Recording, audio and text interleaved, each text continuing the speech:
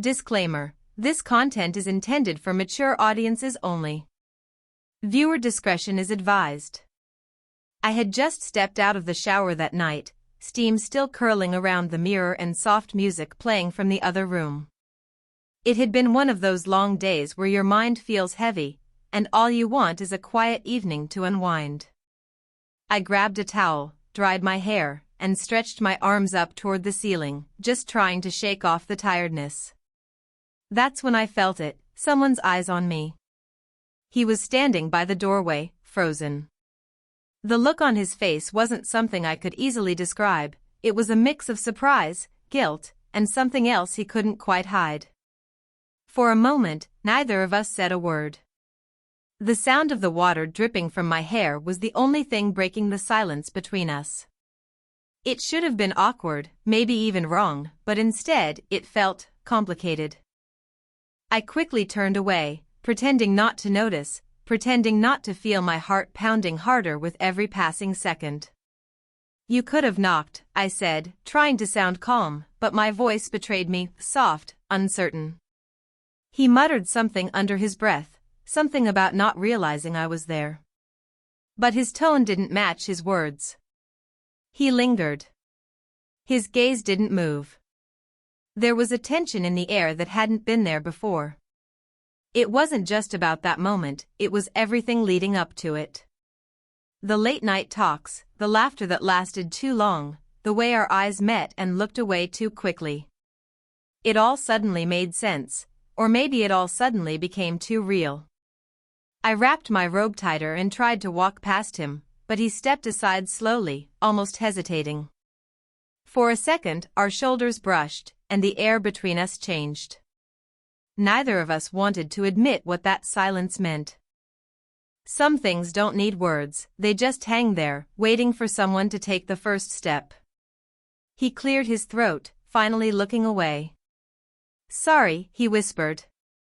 But that word felt too small for what had just passed between us.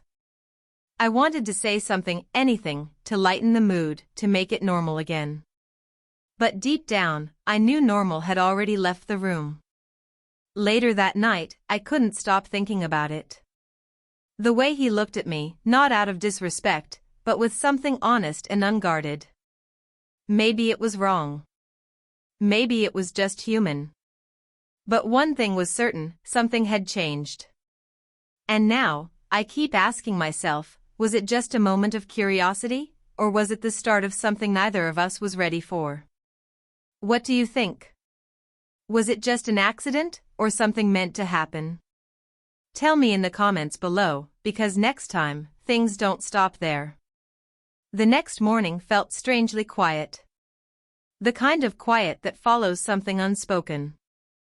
I tried to act normal, made coffee, scrolled through my phone, pretended the night before never happened. But every little thing reminded me of it. The sound of footsteps in the hallway. The faint scent of his cologne still hanging in the air. Even the way the sunlight filtered through the curtains felt heavier somehow, like it carried the weight of a secret. He walked into the kitchen just as I was pouring a cup of coffee. Neither of us said anything at first. He looked tired, maybe even nervous, like he'd been thinking about it too. "Morning," he said finally, his voice low but careful. I just nodded, pretending to be focused on stirring sugar into my cup. The silence between us wasn't empty, it was loaded with questions we both didn't know how to ask. For a few days, we kept our distance. He came home late, I stayed in my room longer than usual. But the space didn't make it easier, it only made the memory stronger. I started wondering what he was thinking. Did he regret it? Or was he just as confused as I was? Every time our eyes met across the room, something flickered there, uncertainty mixed with something we didn't want to name. It wasn't until one rainy evening that things shifted again. The power went out for a while, and the whole house went dark. I lit a candle in the living room, the soft glow dancing on the walls. He walked in, holding his phone flashlight, and smiled faintly. "Looks like we're stuck like this for a bit," he said. His tone was lighter this time, but his eyes said something else. We sat there for a while, listening to the rain tapping against the windows. It should have been peaceful, but my mind was anything but. Every time he moved, every glance, every quiet breath between us, it all felt too close. He started talking about his day, small things, random things, maybe to break the tension. But somehow, even the smallest things felt like they carried meaning now. I realized then how easily feelings can sneak up on you. They don't ask permission. They just grow quietly until you can't ignore them anymore. I didn't know if what I was feeling was right or wrong. All I knew was that something real had started forming between us, even if neither of us had the courage to say it out loud.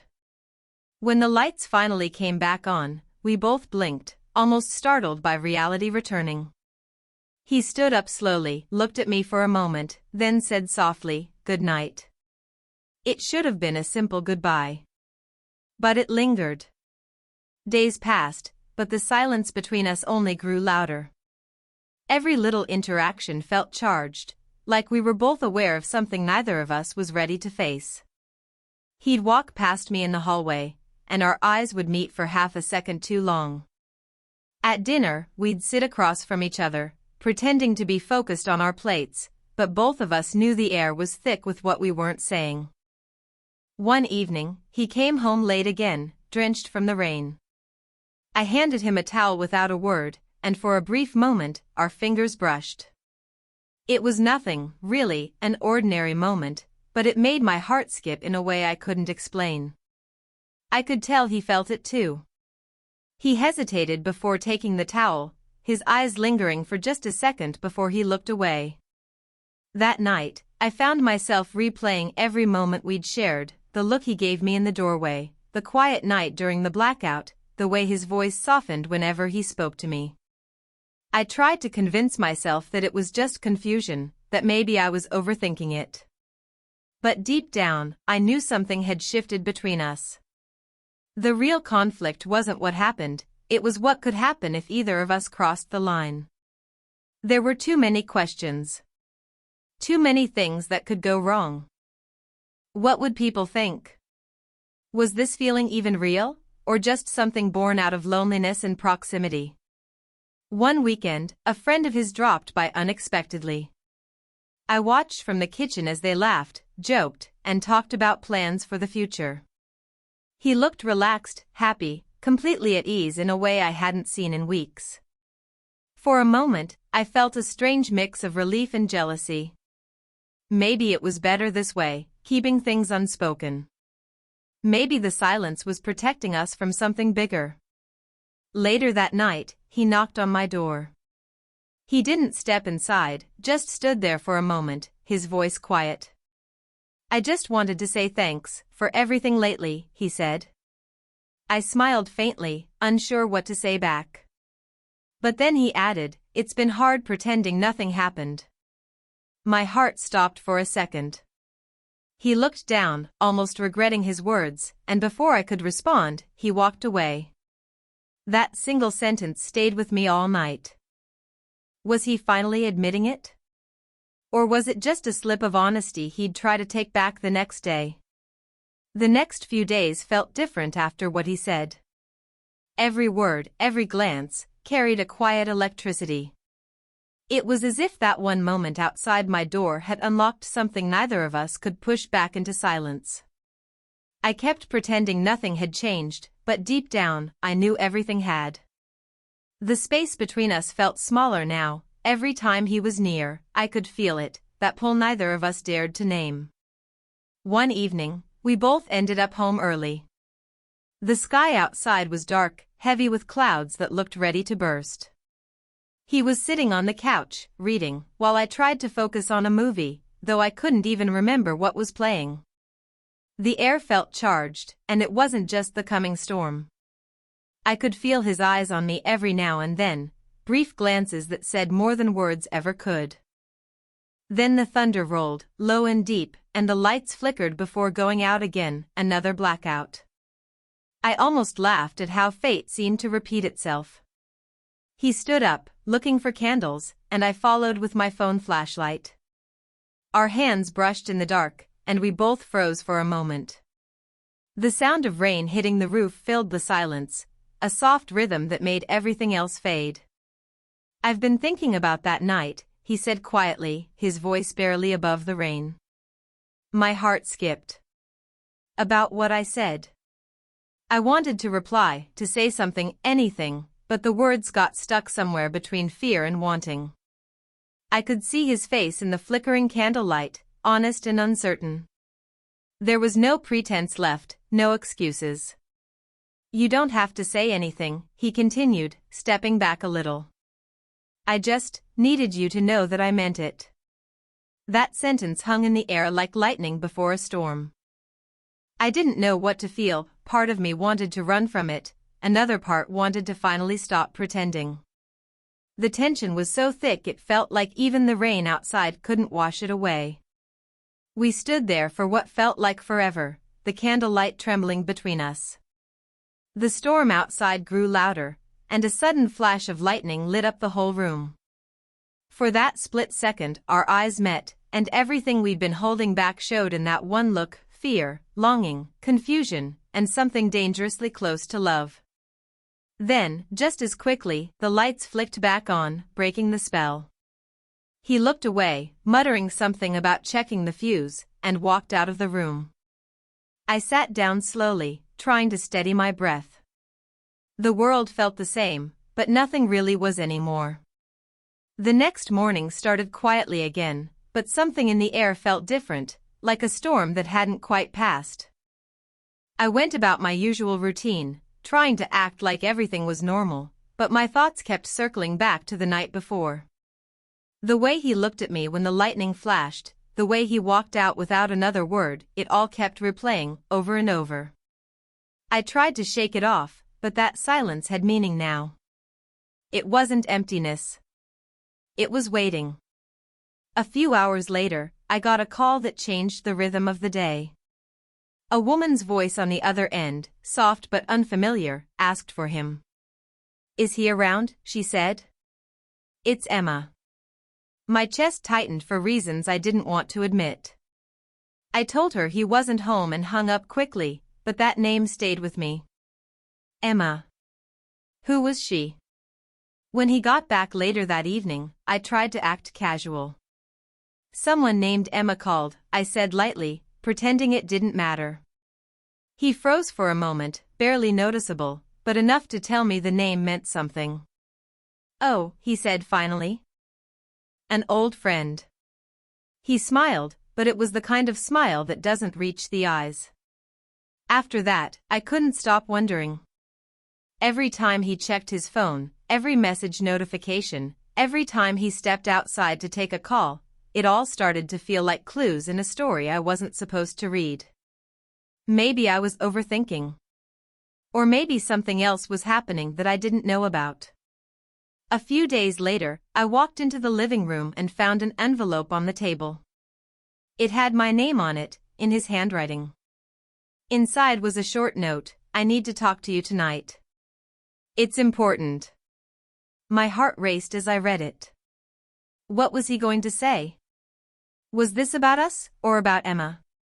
That evening, the sky turned orange with the last bit of daylight. I waited in the living room, every minute stretching longer than it should. When he finally came in, he looked tense, like someone carrying the weight of something heavy. "I didn't mean for things to get this complicated," he started. His voice was soft but serious. "You deserve to know the truth." The words made my stomach twist. I didn't know what kind of truth he meant, but I could tell it wasn't something simple. Before he could say more, his phone buzzed on the table. He glanced at it, and the name flashed across the screen: Emma. He hesitated, then turned it face down, eyes meeting mine again. "I'll tell you everything," he said quietly. "But not tonight." Then he walked past me, leaving the room filled with the same tension that had started everything between us, but this time it felt heavier, sharper. Was he hiding something from me? Or was this just fear of admitting what we both already knew? The night he said, "Not tonight," I barely slept.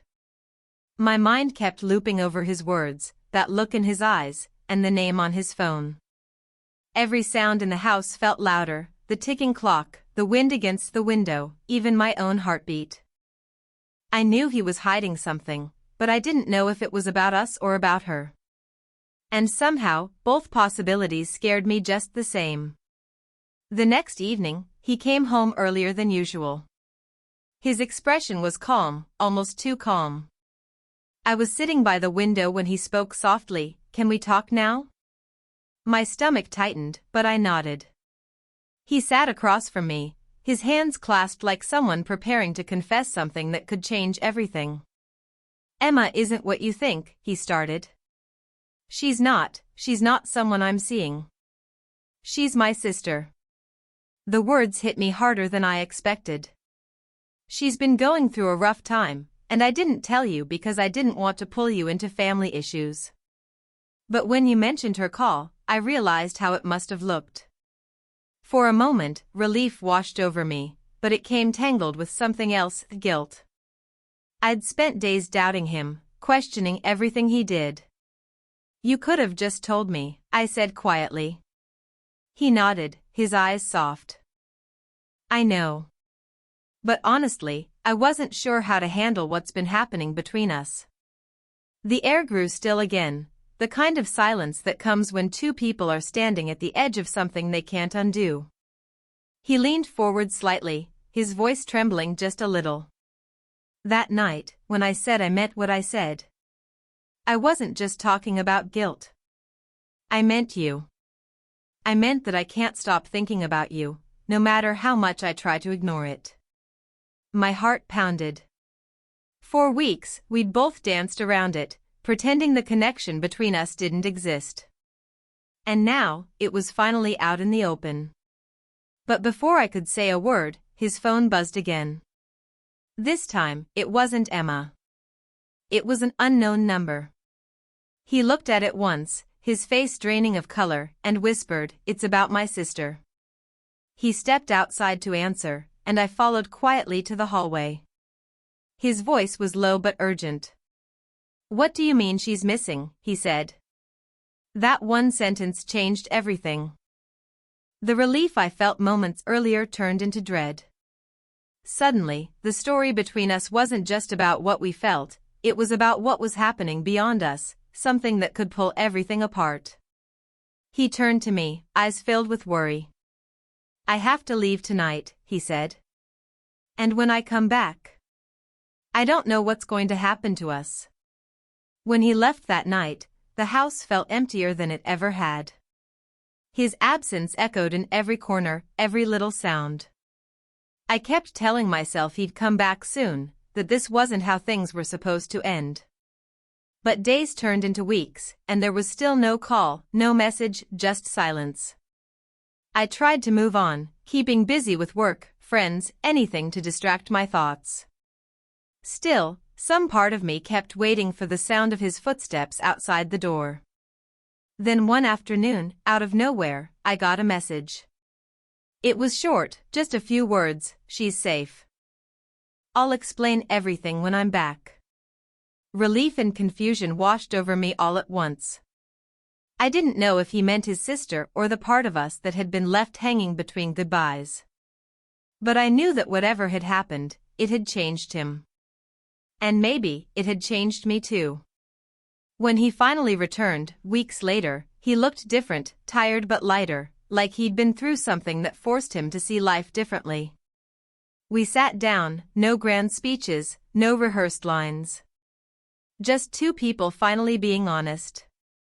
He told me everything, how his sister had been struggling, how he'd realized how fragile life really was, and how much he'd thought about what we almost lost between silence and fear.